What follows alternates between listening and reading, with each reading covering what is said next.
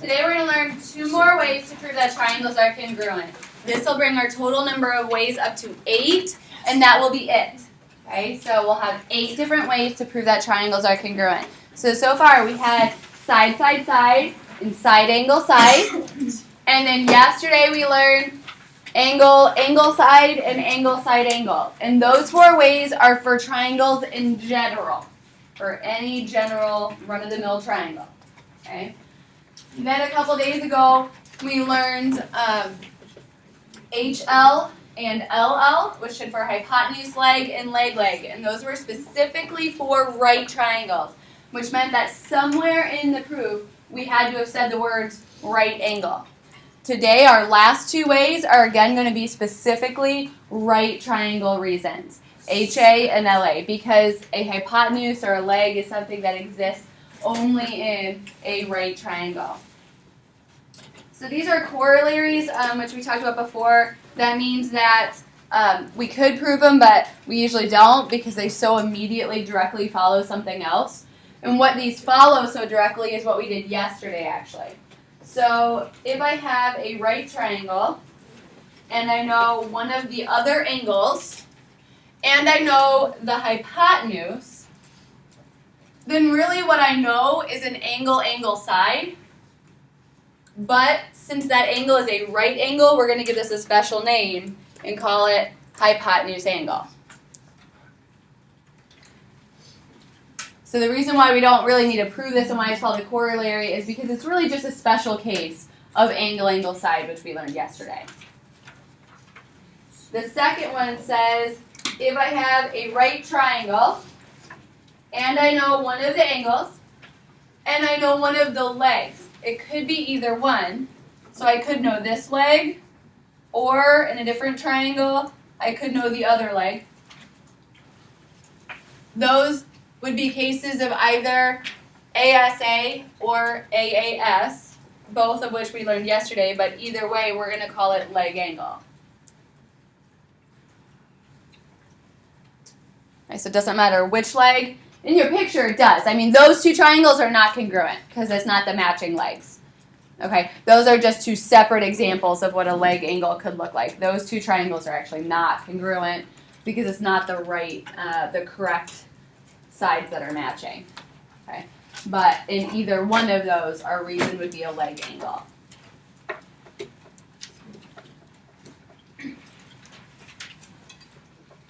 So for our proof, we'll start with our given again. Good place to start. BX, perpendicular to AC. Again, feel free to use symbols or notation instead of writing out long words whenever it's appropriate. And also, angle XAB, congruent to angle XCB.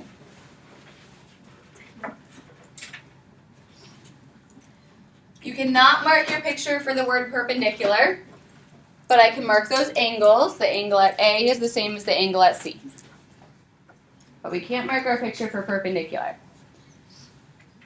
When we have perpendicular, what we need to do is break it down to what perpendicular means. Perpendicular means that we get right angles. So it means that angle BXA and angle BXC are right angles by our definition of perpendicular. I've noticed some students are getting confused about the difference between perpendicular, bisector, and then sometimes we say perpendicular bisector. Okay? Perpendicular and bisector tell us 2 different things. Perpendicular only tells us that we have right angles. It doesn't tell us anything about congruent segments. Okay? Bisector tells us that something is being cut into equal pieces. Sometimes it will say both of them, perpendicular and bisector, and then we can do both of those. But if it just says perpendicular, then we just want to say something about right angles. Okay? One or the other. Sometimes we have both, but perpendicular itself doesn't give us 2 pieces of information. Perpendicular only gives us right angles. I can mark right angles in my picture. So now I have 2 things marked in the triangles. We need 3 things to be able to say that we have congruent triangles, so what is a 3rd thing we can say? BX is congruent to BX. as reflexive. We will do reflexive almost every single time. Not every single time, but almost every time you'll have a reflexive in there. So when you're looking for a third piece of information, look for what the triangles share. What do they have in common? And almost always that's going to count for one of our three things. So now I've got three things marked up in my picture. So that means I should be ready to say that my triangles are congruent. So triangle ABX is congruent to triangle CBX. Then I have to determine my reason. We said right angle, so that means we want to use a two-lettered name. I know another angle, so I need an A. And then is the side that we marked the hypotenuse or a leg? A leg. So this one's going to be an LA congruent, leg angle.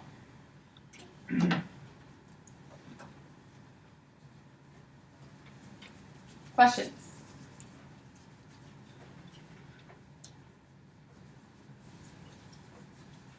Yeah. So there has to be a right angle for these, or? To be able to use a two-letter name, you have to have said somewhere in there right angle. Would that be angle, angle, side?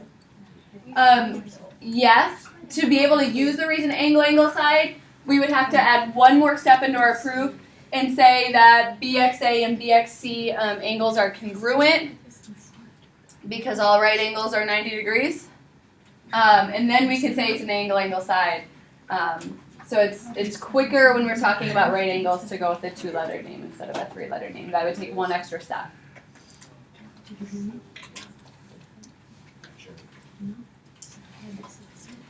In this one, we'll start with our given again.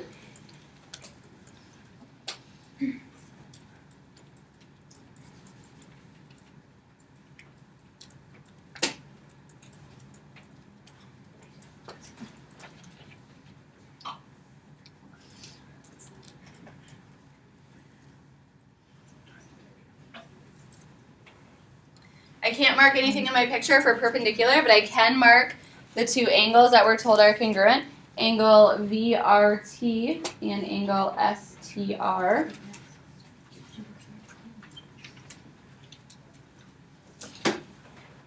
Perpendicular tells us that we have some right angles. So now we decide where do we have some right angles. So if TS is perpendicular to SR, where do I get a right angle?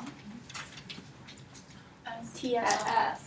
And you can just say S, you could say TSR. You can use three-letter names if you want, but you could just use a single letter here for S because there's only one thing happening at S.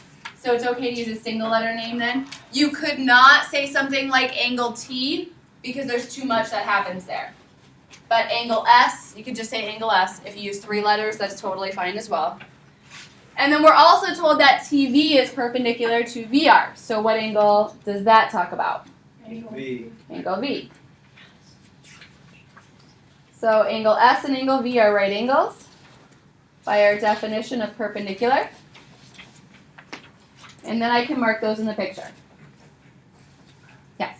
Why as a proof do we have to say that they're right angles? Like, why do we have to write that? We have to say that we have right angles because having a right angle is what gives us a hypotenuse and a leg. Otherwise a triangle doesn't have hypotenuse and leg. Oh, so you have to, you can't just like mark it. So we can't mark for the word perpendicular. We have to turn perpendicular into right angles. That's what tells us that we can have these special names. I have two things marked, but that's not enough yet. I need a third thing marked in here. So what else do I know about these two triangles? RT is congruent to TR How do you know that you needed to say it that way? because you can't just flip it over itself, it's not going to line up. Okay, so it's still reflexive because we're still saying a side is equal to itself, but when we name that side, folding the picture is not going to let things line up. I have to take them and twist them or turn them or rotate them. And so when we have that, that's what switches up the order of our letters. Okay? So we need to make sure that we say those letters appropriately for a folding or a twisting problem. Now three things are marked, so we're ready to say our triangles are congruent.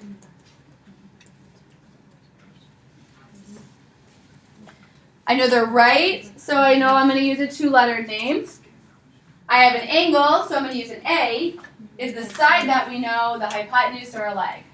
Hypotenuse. It's the hypotenuse. Remember the little right angle boxes point to the hypotenuse? So they're pointing into that side that we marked up, so that means we have a hypotenuse, so we're going to do an HA.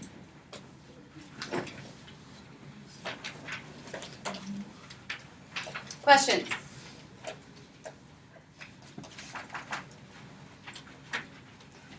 Tonight's assignment comes from worksheet G, which is the same worksheet you were doing last night. So make sure you're looking at the appropriate part of the worksheets for the problems, that you don't turn ahead to the next one yet. We're still on worksheet G, it's just different problems than it was last night.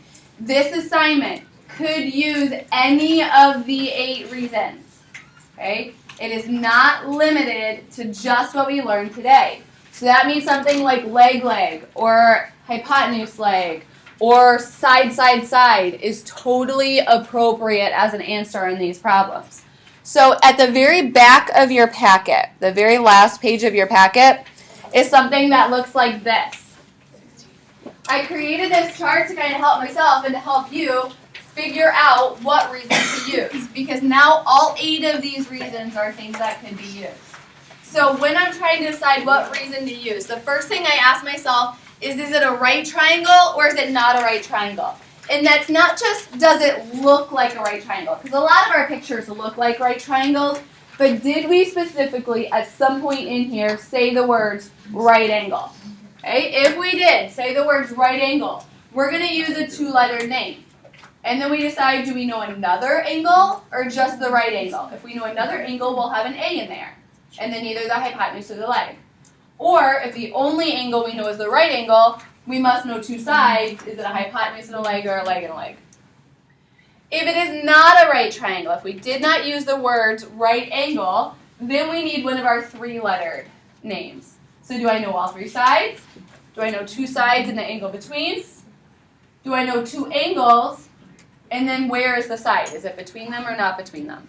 Okay, so I created this as something to kind of look at, to have all 8 of your reasons in one place, so you can see what your possibilities are, and to kind of help you break down what reason is going to be appropriate to use when. So feel free to use this chart as you're working through your homework. Hopefully you'll become comfortable with it, so that when you roll around to the test, you'll be able to ask yourself these questions to figure out the right one.